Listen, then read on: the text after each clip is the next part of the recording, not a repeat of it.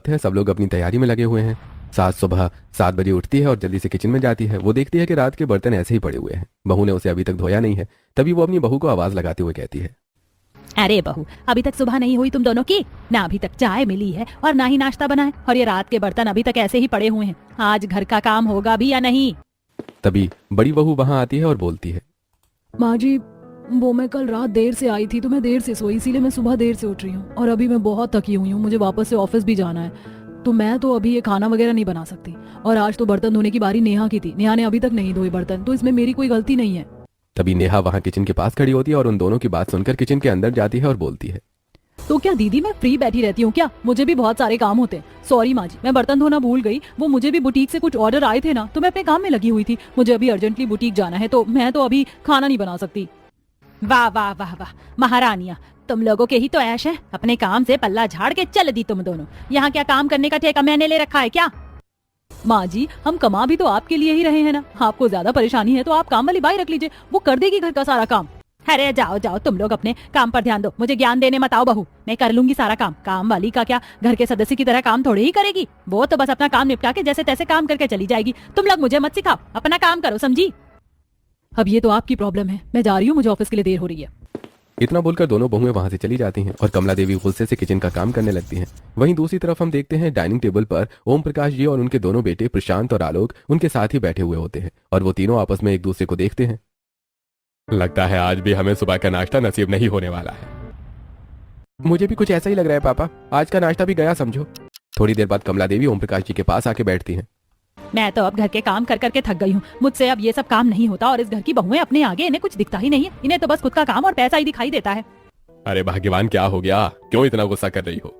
गुस्सा ना करूँ तो और क्या करूँ? इस घर का सारा काम तो मुझे ही करना पड़ता है। मैं क्या इस घर की नौकरानी हूँ? सुनिए जी, मुझे तो लगता है कि रवि की शादी भी अब जल्दी ही कर देनी चाहिए। अरे यहाँ अब शादी की बात कहाँ से आ गई? काम करने की बात से रवि की शादी का क्या कनेक्शन है? तो आप क्या चाहते हैं कि घर के सारे काम मैं ही करती रहूं क्या? मैं रवि की शादी करके इस घर में काम करने वाली बहू लाना चाहती हूँ। ऐसी लड़की आजकल मिलती कहाँ है? मिलेगी कैसे नहीं, मैं ढूंढ के ही रहूंगी।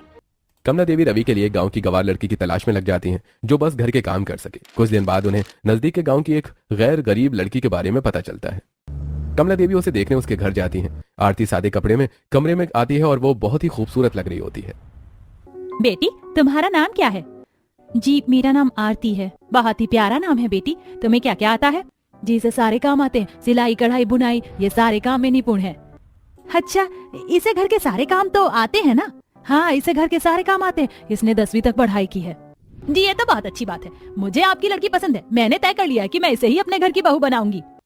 ये सुनकर आरती की माँ बहुत ही खुश होती है और वो बेटी की शादी के सपने सजाने लगती है और मन में सोचती है, मेरी बच्ची ने बहुत दुख देखे हैं, अब लगता है भगवान ने मेरी दुआएं सुन ली हैं। अब मेरी बच्ची का जीवन संवर जाएगा।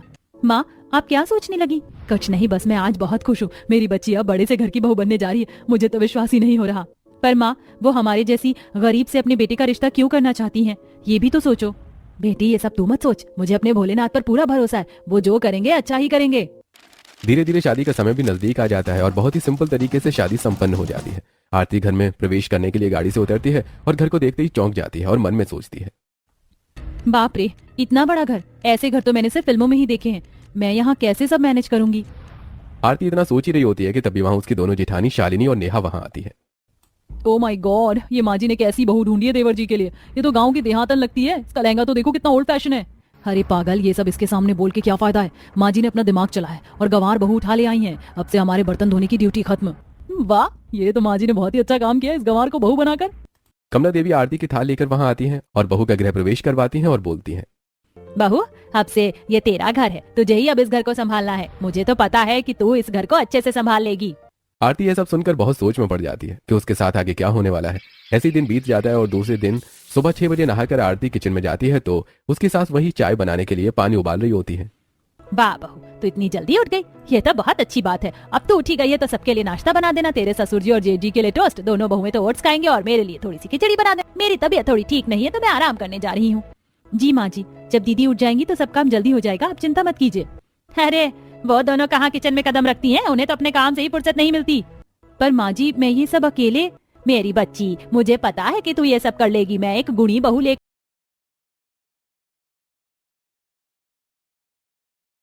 पता है कि तू ये सब कर लेगी। मैं एक गुणी बहू लेकर आई हूँ, तू मुझे निराश नहीं करेगी। जी माँ जी, मैं कर लूंगी। कमला देवी चाय बनाकर वहां से निकल जाती है और सारे काम का बोझ आरती पर डाल देती है, पर आरती कुछ नहीं बोलती है और चुपचाप सारे लोगों के लिए खाना बना देती है। शालिनी किचन में आती है और आरती से पूछती है, बन गया सारा नाश्ता? जल्दी करो, मुझे देर हो रही है ऑफिस के लिए। जी दीदी, सब कुछ बन गया है, बस नाश्ता लगने ही वाला है। ठीक है, नाश्ता टेबल पर ले आओ। इतना बोलकर शालिनी वहां से निकल जाती है और टेबल पर सभी लोग नाश्ते का इंतजार करते हैं। आरती सबको नाश्ता दे देती है, तभी टेबल पर शालिनी और नेहा बात कर रहे होते हैं। दीदी, ये माँ जी ने तो अच्छा नमूना फंसा लिया है, सारे काम ये कर लेगी, अब हमें कोई कुछ नहीं बोलेगा। बात तो तेरी सही है नेहा, पर ये माँ जी की भी दाद देनी पड़ेगी। आखिर जैसी नौकरानी चाहिए थी वैसी ढूंढ ही ली। दोनों आपस में बात करके आरती पर हंसने लगती हैं और धीरे धीरे आरती समझ जाती है कि उसे इस घर में बस काम करने के लिए लाया गया है, पर वो मजबूर थी। उसी दिन दोपहर में, बेटी आरती, जरा इधर आना बेटी। जी माँ जी, आपने बुलाया? हाँ बेटी, मेरे पास बैठ और मेरी बात ध्यान से सुन ले। रोज सुबह ऐसे ही तुझे उठ के 8 बजे तक सबके लिए खाना बना देना होगा। फिर किचन के सारे बर्तन भी तुझे ही करने हैं, वो 10 बजे तक हो जाने चाहिए। फिर 1 बजे तक तुझे खाना बना लेना होगा। फिर बाकी के सारे काम के लिए भी तो समय चाहिए। फिर दिन में सारी साफ सफाई करना भी तेरी जिम्मेदारी है। फिर 8 बजे तक रात का खाना भी बन जाना चाहिए, नहीं तो तेरे ससुर जी नाराज हो जाएंगे। आरती ये सब सुन के हैरान हो जाती है और बोलती है, माँ जी, ये सारे काम मैं अकेले कैसे करूंगी? देख बेटी, अब मेरी तो उम्र हो गई है, आज हूँ कल नहीं रहूंगी। मेरे बाद तो तुझे ही सब कुछ देखना है। मैं तो बस चाहती हूँ मेरे रहते तू सारी चीजें सीख ले बेटी। ये सब तुम्हारा ही तो है, मुझे पता है तुम सब कर लोगी, मुझे तुम पर पूरा भरोसा है। अब जाओ जल्दी से खाने की तैयारी कर लो, नहीं तो देर हो जाएगी। ठीक है माँ जी। आरती किचन में खाना बनाने लगती है सबके लिए। वो समझ गई थी कि घर में वो बस नौकरानी बनने आई है, पर वो मजबूर थी। धीरे धीरे वक्त बीतता है, वो सब कुछ सीख जाती है। एक रात उसके ससुर काम से देर से लौटते हैं, तभी वो पानी का गिलास लेकर आती है। आज बहुत देर हो गई पापा जी, सब ठीक है ना? हाँ बेटा, सब ठीक है। आज काम ज्यादा था तो थोड़ी देर हो गई है, पर तू अब तक जागी क्यों है? सभी तो सो गए होंगे अभी तक। हाँ पापा जी, सभी सो गए हैं, मैं बस आपका ही इंतजार कर रही थी, काफी देर हो गई थी इसीलिए। अब तू सो जा बेटी, तुझे सुबह उठना भी तो है। पर पापा जी, खाना नहीं खाना क्या आपको? अरे नहीं बेटी, देर हो गई थी इसीलिए मैं खाकर ही आया हूँ। जी ठीक है पिताजी। आरती अपने कमरे में चली जाती है और सोचती है, काश मैं भी दुकान पर जा पाती। अगले दिन सुबह, आरती जरा सुनो, मेरे रूम में काफी कपड़े पड़े हुए हैं, मेरे पास इतना टाइम नहीं है वो सब ठीक करने का। तुम जरा मेरा कमरा साफ कर देना। थोड़ी देर बाद वहाँ शालिनी आती है और वो उसे कुछ कपड़े देती है धोने के लिए। आरती, ये कुछ कपड़े मेरे और आलोक के हैं, इसे प्लीज धो देना अच्छे से। महंगे कपड़े हैं तो संभाल के धोना, मेरे पास बिल्कुल भी टाइम नहीं, तो प्लीज ये सब जल्दी कर देना। पर दीदी, नेहा दीदी ने भी पहले से। मेरे पास इतना टाइम नहीं तुम्हारी बात सुनने का, काम करके बस रख देना प्लीज। आरती कुछ बोल नहीं पाती और उसे वो सारे काम करने पड़ते हैं, जिस वजह से उसे खाना बनाने में देर हो जाती है। तभी उसकी सास वहाँ पर आती है और बोलती है, बहू, तुमने अभी तक खाना नहीं बनाया? करती क्या है तू दिन भर? घर के थोड़े से काम भी तुझसे नहीं होते और तू अभी तक यहीं पर है, जल्दी जाके खाना बना। नहीं माँ जी, वो आरती दीदी और नेहा दीदी ने कपड़े दिए थे धोने के लिए, बस मैं वही कर रही हूँ। मैं वो सब कुछ नहीं जानती, तेरे ससुर जी को टाइम से खाना चाहिए होता है। तू यहाँ देर करेगी तो उन्हें खाना देने कौन जाएगा? माँ जी, मैं खाना दे आऊंगी पापा जी को, आप चिंता ना करें। ठीक है, जो करना है जल्दी कर, ज्यादा देर करने की जरूरत नहीं है, और भी बहुत काम पड़े हैं घर में। जी माँ जी। आरती जल्दी जल्दी खाना बनाने लगती है और रूम में ज्यादा कपड़े होने की वजह से वो सबको अकेले समेट नहीं पाती। वो काम अधूरा रह जाता है। वो खाना पैक करके खुशी खुशी दुकान की तरफ चल पड़ती है। पापा जी, ये लीजिए, मैं आपके लिए खाना लेकर आई हूँ। अरे वाह बेटी, आज खाना तुम लेकर आई हो, अच्छी बात है। तुम यहाँ टेबल पर खाना रख दो। जी पापा जी। ओम प्रकाश जी ग्राहकों को जेवर दिखा रहे होते हैं। खाना टेबल पर रखकर आरती उनके पास आती है और ये सब देखने लगती है। आरती खुद से ग्राहक को एक जेवर दिखाती है और बोलती है, आप ये हार देखिए, ये हार इन पर बहुत अच्छा लगेगा, आप ट्राई करके देखिए। ग्राहक वो हार ट्राई करते हैं और उन्हें वो हार बहुत पसंद आता है। अरे वाह भाई वाह, ये हार तो बहुत ही सुंदर है, आपकी परख तो बहुत अच्छी है, आप यही हार पैक कर दीजिए। जी जरूर। ग्राहक अपनी ज्वेलरी लेकर वहां से खुशी खुशी चला जाता है। तभी उसके ससुर जी उससे पूछते हैं, बेटा तुम्हारी परख तो सच में बहुत अच्छी है, पर तुम्हें कैसे पता चला कि वही हार उन पे अच्छा लगेगा? पता नहीं पापा जी, बस मैंने उन्हें देखा तो मुझे समझ आ गया कि यही हार उन पर जचेगा, तो मैंने बस उन्हें वो दिखा दिया। बहुत अच्छा बेटी, बहुत खूब। अब तुम जल्दी घर जाओ, तुम्हारी सासू माँ घर पर इंतजार कर रही होंगी। हाँ पिताजी, मुझे तो देर हो गई है, माँ जी मुझे डांटेंगी, मैं जाती हूँ। ऐसे ही धीरे धीरे दिन बीतने लगते हैं और कभी कभी आरती दुकान पर खाना पहुंचाने जाया करती थी, तो वो ग्राहकों से बात भी करती थी और अपने ससुर जी की मदद भी करती थी। एक दिन ऐसे ही वो दुकान पर जाती है, पर काफी भीड़ होती है। अरे बेटी तुम आगे थोड़ी मेरी मदद कर दो, ये ज्वेलरी सेलेक्ट करने में मैडम को दिक्कत आ रही है, तुम कुछ अच्छे डिजाइन से इन्हें दिखा दो। जरूर पिताजी, आप ये डिजाइन देखिए, ये बिल्कुल न्यू कलेक्शन आया है, यहाँ पर बहुत अच्छा लगेगा। वाह, ये तो बहुत खूबसूरत है, मैं तो ऐसा पीस ही ढूंढ रही थी, मुझे तो ये बहुत पसंद है। ओम प्रकाश जी, मुझे तो यही पीस चाहिए। आप बहुत भाग्यशाली हैं ओम प्रकाश जी, जो आपको ऐसी बहू मिली है। आजकल ऐसी बहुएं कहाँ मिलती हैं। बिल्कुल नसीब हूँ कि मुझे बहू के रूप में एक बेटी मिली है। सारे ग्राहक आरती के आने से बहुत खुश रहते थे। उन्हें आरती के दिए हुए डिजाइन बहुत पसंद आते थे। भीड़ होने की वजह से आरती घर देर से पहुंचती है और घर पे उसकी जेठानी गुस्से में उसका इंतजार कर रही होती है। जैसे ही आरती घर पहुंचती है, आ गई महारानी। आपको याद तो होगा ही ना महारानी जी कि आज मैंने आपको कपड़े समेटने का काम दिया था, वो आपसे हुआ क्यों नहीं? माफ कीजिएगा दीदी, मुझे पापा जी के लिए खाना बनाना था और खाना देने के लिए भी मुझे जाना पड़ा। वहाँ पापा जी ने रोक लिया, उस वजह से देर हो गई। मैं कल पक्का कर दूंगी। अरे छोड़ो, तुम जैसे छोटे लोगों से उम्मीद भी क्या की जा सकती है? तुम लोग पे तो भरोसा करना ही बेकार है।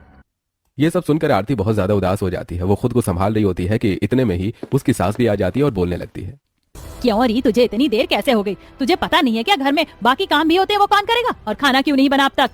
माफ कर दीजिएगा माँ जी, मैं अभी सब कर देती हूँ। इतना कहते ही वहां उसके ससुर जी आ जाते हैं और उनकी बातें सुन लेते हैं और कमला देवी से बोलते हैं, तुम सब ऐसे उस पर क्यों चिल्ला रहे हो? वो मेरी मदद ही तो कर रही थी, इसमें क्या हो गया? एक दिन तुम लोग काम नहीं संभाल सकते हो क्या?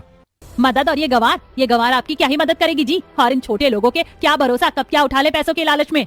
सही कहा माँ जी, इन छोटे लोगों से और उम्मीद भी क्या की जा सकती है। आरती सब कुछ वहां खड़ी सुन रही होती है पर कुछ बोल नहीं पाती है। उसके ससुर उसकी तरफदारी करते हुए बोलते हैं, तुम सब कैसी औरतें हो? बेचारी कुछ नहीं बोल रही है तो तुम कुछ भी बोलती रहोगी? आज आरती की वजह से काफी अच्छी बिक्री हुई है। आज तक तुम लोगों ने तो मेरी मदद की नहीं, और अब जब आरती मेरी मदद भी कर रही है उसमें भी तुम सब उसे इतना सब सुना रही हो। ये शब्द सुनते ही सब हैरान हो जाते हैं और तभी नेहा बोलती है, पर ऐसा कैसे हो सकता है पापा जी? ये गवार आपकी क्या ही मदद कर पाएगी? ऐसा हुआ है बहू, तुम लोगों से तो बहस ही करना बेकार है। इतना कहकर ओम प्रकाश जी अपने कमरे में चले जाते हैं और आरती रोते हुए किचन की तरफ जाती है। और ये सब बातें सुनकर कमला देवी सोचती है, ये लड़की हमारी दुकान में कदम रखना चाहती है। अगर इसके भी पैर घर के बाहर निकले तो घर के सारे काम मुझे ही करने पड़ेंगे। इस लड़की का तो कुछ करना पड़ेगा। कुछ दिन बीत जाते हैं और घर के सारे काम खत्म करके आरती खाना पहुंचाने के बहाने फिर दुकान की तरफ जाने लगती है। तभी उसकी सास उसे रोकती है और उससे पूछती है, अरे बेटी, कहाँ जा रही हो डब्बा लेके? माँ जी, वो मैं पापा जी को खाना देने जा रही हूँ। ला बेटी, ये डब्बा मुझे दे दे, मैं ये डब्बा दे आती हूँ उनको। अभी रूम में काफी काम पड़ा है, जाले लग गए हैं, बहू तू उसे साफ कर दे। जी ठीक है माँ जी। आरती चुपचाप काम करने लग जाती है पर उसका ध्यान बार बार दुकान की तरफ जाता था। एक दिन फिर से आरती ने दुकान जाने की कोशिश की, फिर उसे उसकी सास रोक लेते हैं। बेटी, दुकान पे जा रही हो? डब्बा मैं ले जाऊंगी। देखो ना, ये इतने कपड़े पड़े हैं आयरन करने के लिए, तुम ये काम खत्म कर लो। जी ठीक है माँ जी। आरती समझ चुकी थी उसकी सास उसे दुकान जाने नहीं देगी, क्योंकि उसकी सास हर मुमकिन कोशिश करती है कि आरती दुकान न जा सके। पर आरती सब काम निपटा लेती है। फिर एक दिन, माँ जी मैंने सारी काम कर लिए हैं, मैं ये डब्बा देने जा रही हूँ पापा जी को। अरे बहू, अभी तो बहुत कपड़े और बर्तन पड़े होंगे ना, जा तू वो धो ले, मैं ये डब्बा पहुँचा दूंगी। माँ जी मैंने सारे कपड़े, बर्तन, जूते, जाले सब साफ कर दिया है, अब कोई काम नहीं बचा है। अब कमला देवी सोच में पड़ जाती है कि आरती को कैसे रोके। थोड़ी देर सोचने पर वो बोलती है, वाह बहू, ये तो बहुत अच्छी बात है। चल तो यहाँ आके मेरे पास बैठ जा, मेरे सर में काफी दर्द है, थोड़ी मालिश कर दे तो। पर माँ जी, पापा जी का खाना? अच्छा ये मैं ड्राइवर को दे देती हूँ, वो पहुँचा देगा। ठीक है माँ जी। आरती मजबूर थी इसलिए कुछ बोल नहीं पाती है और चुपचाप अपनी सास के सिर पर मालिश करने लगती है। कुछ दिन बीत जाते हैं और उसकी सास उसके निकलने से पहले ही उसे कभी पैर मालिश करवाती थी या तो कोई और काम। एक दिन आरती के ससुर जी रात में लौटते हैं और आरती से पूछते हैं, बहू काफी दिनों से तुम दुकान नहीं आई हो, क्या बात है? तुम्हारी तबीयत तो ठीक है ना? जी पापा जी, मैं बिल्कुल ठीक हूँ, बस घर के काम की वजह से मैं आ नहीं पाती। हाँ मैं समझ सकता हूँ, ये लोग तुम्हें शांति से तो रहने नहीं देंगे। जब भी मौका मिले तुम आ सकती हो, सभी ग्राहक तुम्हारी बड़ी तारीफ करते हैं। ये सुनकर आरती बहुत खुश हो जाती है और उसकी खुशी उसके चेहरे पर साफ झलक रही होती है। वो अपने ससुर जी से बोलती है, जी पिताजी, मैं कोशिश करूंगी कि घर के काम खत्म करके मैं दुकान आ सकूं। ठीक है बेटी, जा अब तू भी आराम कर ले। इतना कहकर ओम प्रकाश जी वहां से चले जाते हैं और रात का खाना खाकर सभी अपने कमरे में चले जाते हैं। एक दिन अचानक उसके ससुर जी दुकान से आते हैं और वो दुकान के बिल लेकर आए होते हैं। आरती पानी लेकर आती है। अरे बेटा आरती, अच्छा हुआ तुम आ गई। तुम दुकान पर आ नहीं रही थी तो मैं ये थोड़े बिल्स लेकर आया था दुकान से। क्या तुम इसे देख सकती हो? दुकान में वार्षिक ऑडिटिंग होने वाली है तो ये सब चीजें बहुत ही जरूरी है। क्या तुम ये कर लोगी? दुकान पर जाने से थोड़े बहुत काम आरती सीख जाती है और ये सुनकर आरती बहुत खुश होती है, पर उसकी जेठानियां उसका मजाक बनाने लगती हैं। पिताजी, इसने क्या आप पर कोई जादू टोना कर दिया है? इस गवार को कहाँ ही ये सब बिल्स वगैरह दे रहे हैं? इसके हाथ में तो बस बेलन और करची अच्छे लगेंगे, दुकान के बिल्स नहीं। इसे तो पढ़ना भी नहीं आता होगा। अरे वैसे शालिनी ठीक ही कह रही है पापा, आप इसे क्यों दे रहे हैं? मैंने सारी चीजें चेक कर ली हैं, कोई दिक्कत नहीं है, आप परेशान क्यों होते हैं? अरे तुम सबको कोई और काम नहीं है क्या? जब देखो तब बस बकवास में ही लगे रहते हो। मुझे पता है कि वो क्या कर सकती है और क्या नहीं, तो तुम सब अपना मुंह बंद रखो। बेटी आरती, तुम ये सब कर लोगी ना? और कुछ भी दिक्कत आए तो तुम मुझसे पूछ लेना। जी पिताजी, मैं कर लूंगी, आप चिंता ना करें। ये सब सुनकर उसके जेठ और जेठानियां बहुत घबरा जाते हैं और खाना खत्म करके वो सब एक कमरे में बातें कर रहे होते हैं। भैया, ये पापा ने बिल्स इस गवार को क्यों दिया है? अगर इसे कुछ पता चल गया तो? अरे तुम सब इतने परेशान क्यों हो रहे हो? मैंने काम इतनी सफाई से किया है कि हमें कोई नहीं पकड़ सकता है। बात तो आपकी सही है भैया, और इस गवार को कैसे ही कुछ पता चलेगा और इसकी बात पर भरोसा कौन करेगा? कुछ हुआ तो सारा इल्जाम उसी के सिर पर डाल देंगे। इतना कहते ही सभी जोर से हंसने लगते हैं। रात के समय सारा काम खत्म करके आरती अपने पति रवि की मदद से वो बिल्स देखने लगती है और सारे बिल्स को रजिस्टर से मैच करने लगती है। रवि जी ये देखिए, यहाँ जेवर लिखे तो गए हैं पर इसका कोई बिल नहीं है इसमें। हो सकता है कि बिल पापा लाना ही भूल गए हों या वो दुकान पर रह गए हों। तुम एक बार पिताजी से पूछ लेना। सारे बिल्स तो ठीक से अरेंज किए हुए लेकर आए हैं पिताजी, बस बीच में से 2-3 हार के बिल्स ही गायब हैं। ये सब देखकर आरती हैरान रह जाती है और सारे बिल्स चेक कर लेती है और अगले दिन अपने ससुर जी के पास जाती है, उन्हें बिल देती है। अरे बहू, इतनी जल्दी तुमने सब चेक भी कर लिया? हाँ पिताजी, मैंने चेक तो किया है पर मुझे लगता है पिताजी इसमें कुछ बिल्स नहीं है। क्या? पर ऐसा कैसे हो सकता है? मैंने तो सब उसमें ही रखे थे। अगर ऐसा हुआ तो बहुत बड़ी दिक्कत हो जाएगी बहू। मैं जानती हूँ पिताजी, पर मैंने अच्छे से चेक किया है, कुछ बिल्स नहीं है। तुम चिंता मत करो बेटी, मैं एक बार दुकान में देख लेता हूँ। ठीक है पिताजी। उसी दिन दोपहर में आरती शालिनी की कमरे की सफाई करती है तो शालिनी के ऑफिस के कुछ कागज इधर उधर बिखरे पड़े थे। वो उन्हें साफ करने लगती है तो उसे दुकान के बिल से मिलती जुलती बिल दिखाई देती है। वो ज्यादा कुछ समझ नहीं पाती और वो बिल ले जाकर अपने ससुर जी को दिखाती है। पिताजी आपको वो मिसिंग बिल्स मिली क्या? नहीं बेटी, वो बिल्स दुकान में भी नहीं है। पिताजी मैं आज शालिनी दीदी के कमरे की सफाई कर रही थी तो मुझे सेम दुकान जैसे बिल्स वहाँ मिले। मुझे कुछ समझ नहीं आया कि इसमें क्या लिखा है, आप जरा इसे रजिस्टर से मिला के देख लीजिए। वो बिल्स देखते ही पहचान लेते हैं कि ये वही मिसिंग बिल्स हैं। वो बहुत हैरान हो जाते हैं कि आखिर उनके अपने बेटे और बहू ने मिलकर उन्हें धोखा दिया। अगले दिन वो सबको हॉल में बुलाते हैं। बच्चों, इस बार मुनाफा काफी अच्छा हुआ है। ये सब कुछ तुम लोगों की मेहनत का ही फल है। मेरे बेटों ने मेरा पूरा साथ दिया है, नहीं तो ये मुमकिन नहीं होता। आरती, तुमने भी इसमें सहयोग किया है। वो सारे बिल्स को लेके आना बेटी। अरे पापा, आप भी क्या इस गवार के पीछे टाइम वेस्ट कर रहे हैं? इसे कहाँ ये सबकी समझ है? इतना कह के सभी लोग हंसने लगते हैं। पर तभी आरती वो चोरी किए हुए बिल सामने रखती है तो सबके होश उड़ जाते हैं। बेटा आलोक, ये बिल्स तुम्हारे कमरे में क्या कर रहे थे बेटा? मेरे कमरे में? नहीं पिताजी, मैं इन बिल्स का क्या करूंगा? ये सब बकवास है। ये सब इस गवार की चाल है मुझे फंसाने के लिए। अच्छा, तो बिल तुम्हारी कमरे से कैसे निकले आलोक? तुम लोगों में थोड़ी भी शर्म बाकी नहीं है क्या? मुझे सब पता है कि तुम चारों इस हेरा फेरी में शामिल हो। तुमने एक बार भी नहीं सोचा कि इससे तुम्हारे पिताजी को कितना नुकसान हो सकता है। वो चारों शर्मिंदा हो जाते हैं और अपने पिताजी के पैरों में गिरकर माफी मांगने लगते हैं। हमें माफ कर दीजिए पिताजी, हमसे बहुत बड़ी गलती हो गई। आइंदा हम ऐसी गलती कभी नहीं करेंगे। आप हमें जो सजा देना चाहते हैं हमें दे सकते हैं, बस हमें माफ कर दीजिए। मुझसे माफी मांगने से क्या होगा? तुम लोगों को अगर माफी मांगनी है तो छोटी बहू से माफी मांगो। अगर आज वो नहीं होती तो इस चीज का कभी पता ही नहीं चलता। सिर्फ वही है जो पूरे घर के बारे में सोचती है और तुम सबको पैसे के अलावा कुछ दिखाई नहीं देता। शालिनी और नेहा दोनों आरती के पास आते हैं और आरती से माफी मांगते हैं। हमें माफ कर दो, हमने तुम्हें गंवार समझा आरती, तुमसे सारे काम करवाए, प्लीज हमें माफ कर दो। अब से ऐसी गलती कभी नहीं होगी।